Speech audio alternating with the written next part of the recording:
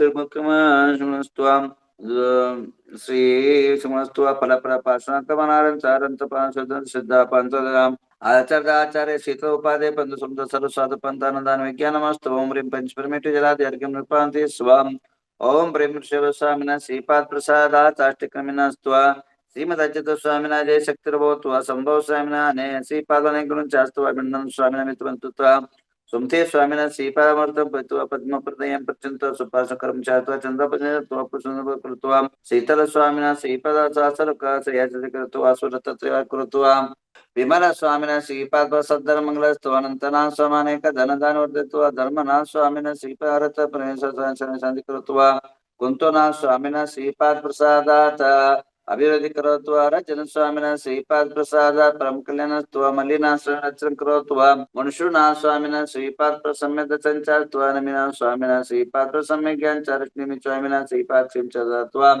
श्रीमद पार्श्वभट्टारक स्वामिना श्रीपाद प्रसाद सर्वविघ्नस्तु वर्धमान स्वामिना श्रीपाद प्रसाद सम्यत संजोस्त्वा श्रीमद रथ परमेश्वर सर्वज्ञ परमेति चांदवृता बलार्गस्त्र सेवरचे महते महते चेतंकर जाचेतन कृतायम वितराग दोषोदाने कगमवता पंचमवताय भगदर सद्य प्रचंतुवा ओम नरपशते सहसलंकृत सौरव परमेश्वर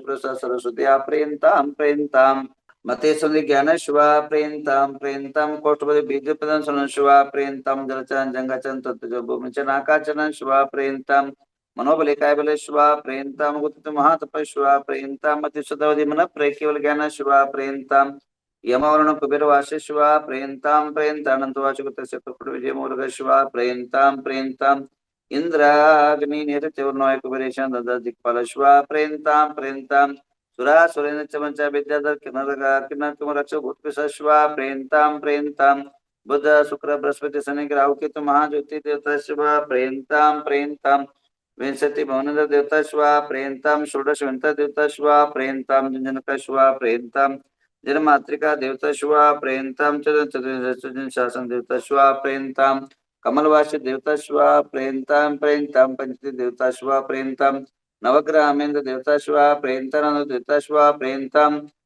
पंचतरुण देवता वर्तमान कल सिद्ध सम शिवा प्रेयंताम सर्वकालमपि गुणधरन्दी नाम देश सिद्धिरस्तु पुष्ट शांति वनतो वनता धर्मारम चम चिम च स्वस्ति स्वस्ति में स्वा और कीर्ति लक्ष्मी देवता शिवा प्रेयंताम प्रेयंताम तिथे कर्ण नक्षत्र वार्तमूर्त ग्रामादि सर्वे कृतक्षणानंद कुंदनी नाम देश धनदान तिथे बल कीर्ति सामद प्रामद भवतुता शांतिर्भवतुता सिद्धिर्भवतुष्टिर्भवतुता अभिज्ञता आरोग्यमता पुण्यता धर्मवर्तान सेवर्ताराम जयम चिम च स्वस्ति स्वस्ति में स्वा ओम नमो रते भगवते श्रीमते पार्श्वनाथाय दिव्य तेज मूर्ति नमः प्रभामंडता द्वादश सर्वज्ञ सर्वज्ञ स्वयं बेसिद्धाय पदाय परमात्मने आनंद शरणंत विराणं सुखाय सत्यज्ञान धनेन्द्र प्रामचारिकाजराम रासमाकं श्रीकुंदन नाम देश्यम मृत्युम चिंता बिंदा तुकाम च बलिकाम च क्रोधम चिंता बिंदा पापम चिन्ह वैरम च वायुगणं च अग्निमय च शत्रुवं च उपसर्गं चिन्ह च विघ्नं च राघवयं च चोरभट दशमनिंदम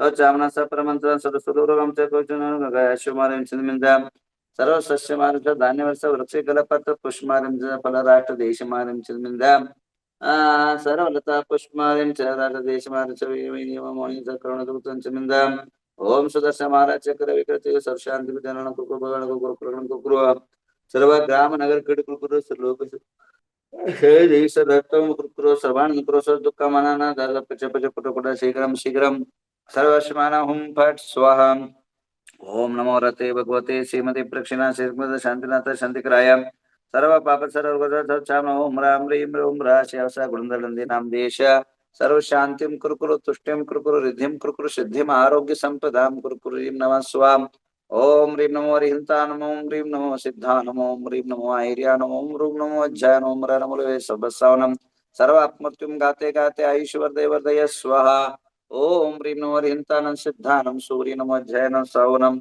मम रिद्धि वृद्धि समाहितम कुरकुरु स्वाहा। आइए कुछ सुन लेते हैं आप सबके कल्याण के लिए। मैं आपको बता रहा था मनुष्य के जीवन में Recording stopped. और जैन धर्म के इतिहास में अनेकों ऐसे उपकार है जो देवी देवताओं से प्राप्त हुए हैं।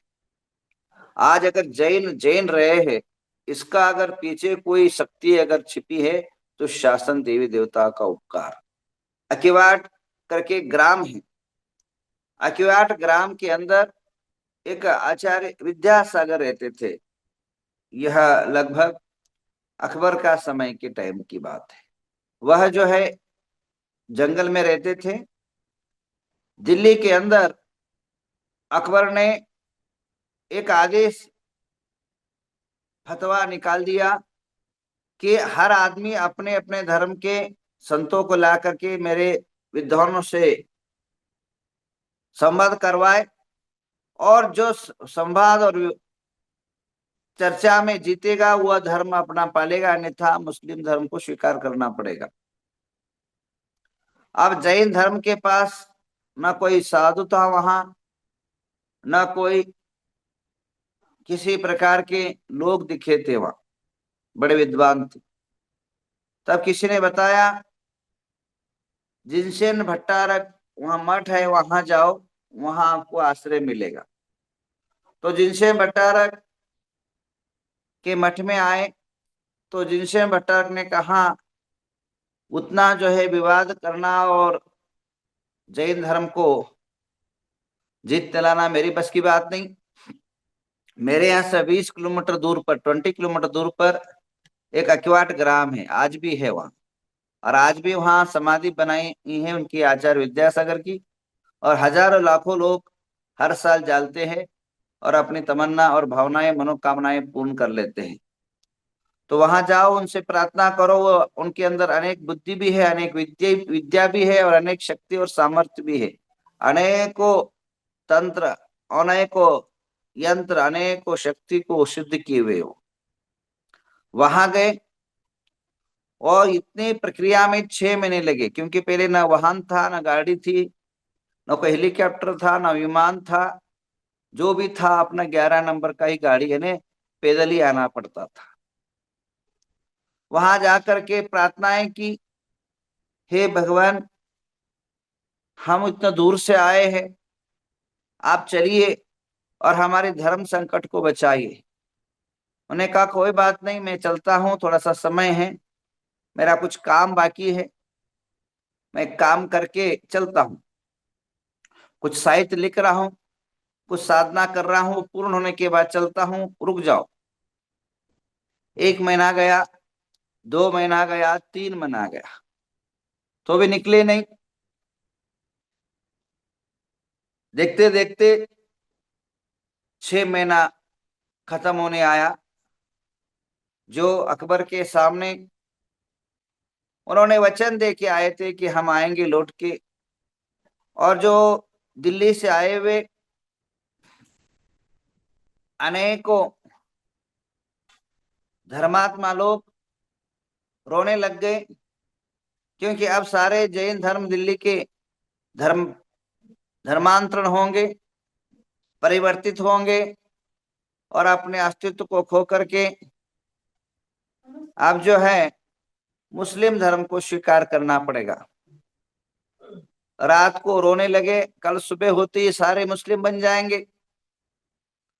उसी समय विद्यासागर जी ने कहा, इधर आ, मैं जिस पत्थर पर बैठा हूं वहां बैठ जाओ, यही सो जाओ। आज के दिन केवल 12 घंटा शेष है। वो सारे रोते हुए बिलखते हुए अपने परिवार को धर्मांतरण की डर के कारण रात भर करवट बदलते हुए वहीं लुढ़कते रहे, और छोटा सा 3 बजे नींद लग गया उन सभी को। और जैसा जिस पत्थर पर वो बैठे थे उस पत्थर को उठा करके जो है दिल्ली के गार्डन में उतार दिया। तो वे सारे सुबह जैसे उठे, देखे, बोले हम दिल्ली कर्नाटक में हैं या दिल्ली में है भाई। पूरा यहाँ तो जब सुबह रात को हम सोए थे जंगल के बीच में सोए थे, और अभी तो पूरा दिल्ली नगरी जो है दिख रही है, राजाओं का जमघट दिख रहा है। तो आंखों को धोया, उसके बाद उन्होंने दौड़ते दौड़ते सुबह सुबह जाके अकबर से कहा कि हम आ चुके हैं। आज दोपहर को हम वाद विवाद धर्म संवाद करेंगे, क्योंकि ये लास्ट दिन है। ठीक है, तो महाराज उन सारी चमत्कार दिल्ली में फैल गया कि महाराज केवल पत्थर में बैठ करके अकेले नहीं, सारे भक्तों के साथ पत्थर में, जैसे विमान में बैठ करके आप 2 घंटे में आप पहुंचते, वहां केवल 2 मिनट में वहां पहुंच गए थे। इतने वेग से, इतनी मंत्र विद्या से, इतनी देवी देवताओं की शक्ति से वहां पहुंच गए।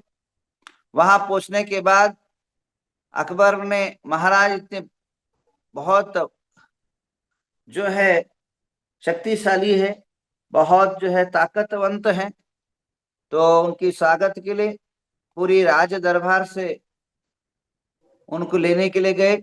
अनेकों लोग, कोई हाथी पर बैठ के, कोई घोड़े पर बैठ के, कोई ऊंट पर बैठ के, कोई कुछ तो कोई रथ पर बैठ के, सभी अपने अपने धर्मात्मा लोग, अपने अपने धर्मगुरु लोग बड़े वैभव के साथ महाराज की स्वागत के लिए गए।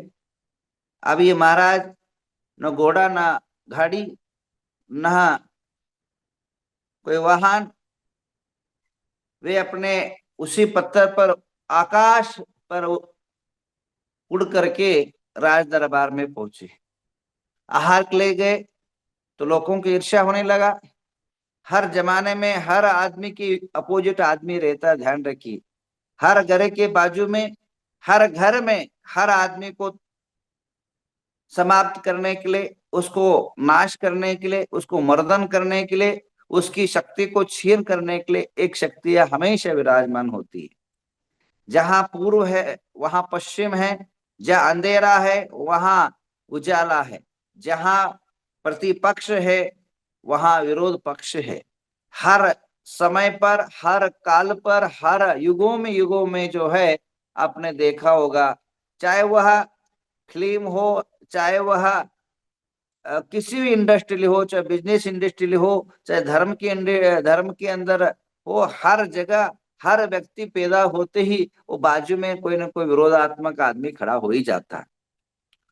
उसकी अपोजिट एनर्जी सामने आपको दिखती है। अब ऐसे समझिए, अगर छोटा सा धान्य भी अगर हम, ज्वारी, गेहूं, XYZ फल फ्रूट अगर बोते हैं, तो बाजू में जो है उसको नाश करने के लिए जिसको जो है गंदी पैदा हो जाती है, जिसको कसा कहते हैं हम कर्नाटक में, जिसको आप लोग जो है फल की अपोजिट वस्तुएं पैदा हो जाती है।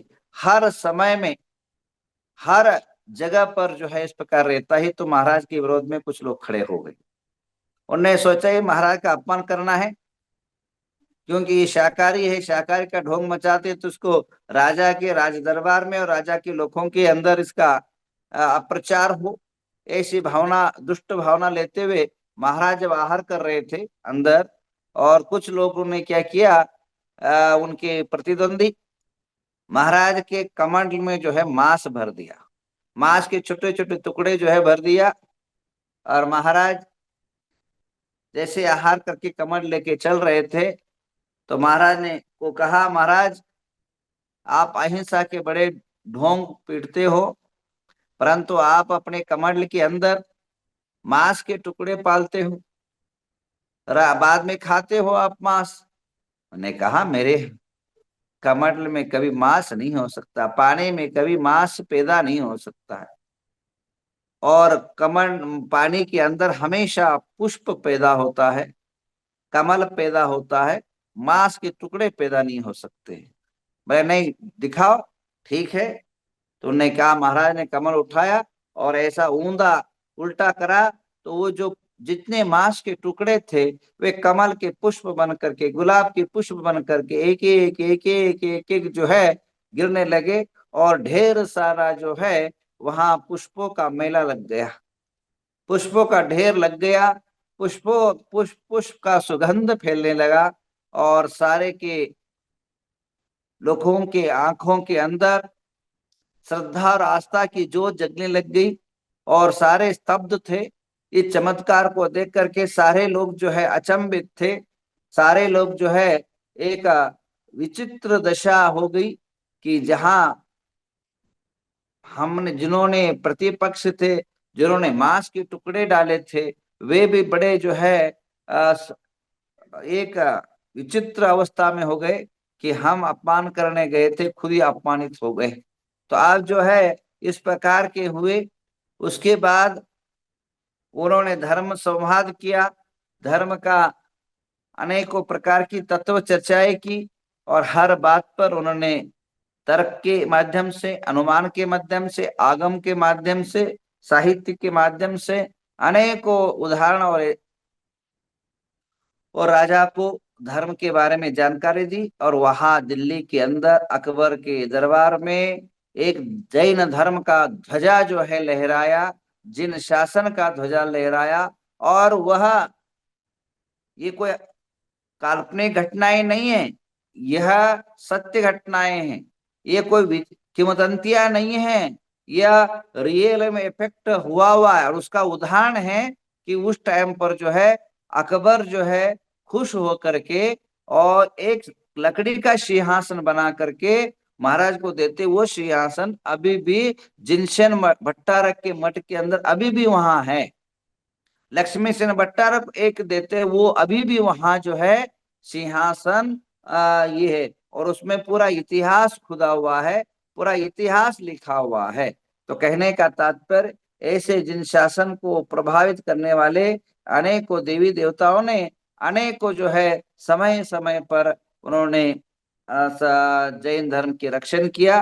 कल एक और कथा हम लेते हैं, कल एक और जो है जैन शासन के देवताओं की कथा हम आपको सुनाएंगे। अभी सभी से निवेदन है, घर में शांति हो, जीवन में आनंद हो, और हर घर घर में मंगलाचार हो, आपके मन में शांति हो। इसलिए आप आज के दिन, मैं चाहूंगा 11 मुट्ठी जो है चावल गरीबों को दान दे, या उतार करके या नदी के अंदर पतरा दे, ये करिए। और संध्या के टाइम पर आप 11 दीप चंद्रनाथ चंद्रप्रभु भगवान को जलाए, तो आपके घरों में शांति और सुख की लहर दौड़ेगी। आइए आप सबके शांति का मेन मंत्र, शांति धारा, जितने भी झूम के अंदर है, जितने नवग्रह झूम के अंदर रहते हैं, उनको निःशुल्क रूप से अभी जो